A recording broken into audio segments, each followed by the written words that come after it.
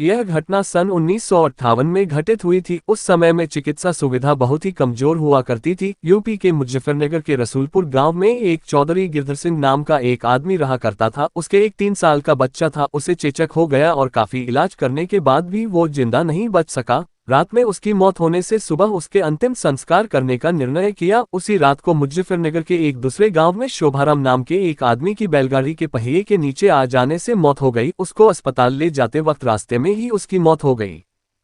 मृतक के घर वालों ने उसका दाह संस्कार कर दिया। दूसरी तरफ जब रसूलपुर में उस मृत बच्चे को दफन करने के लिए जंगल जाने लगे, अचानक रास्ते में उसके शरीर में हलचल हुई और वो उठकर खड़ा हो गया।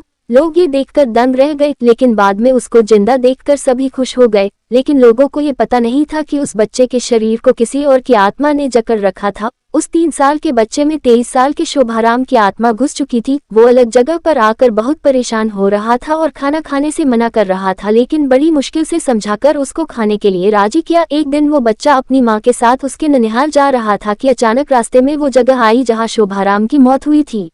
उस बच्चे ने इशारा करके बताया कि ये रास्ता उसके गांव की ओर जाता है। उसकी माँ उसकी बातों को अनसुना कर उसके ननिहाल चली गई। उसके ननिहाल में आत्माराम के गांव का एक आदमी जगन्नाथ किसी काम से आया।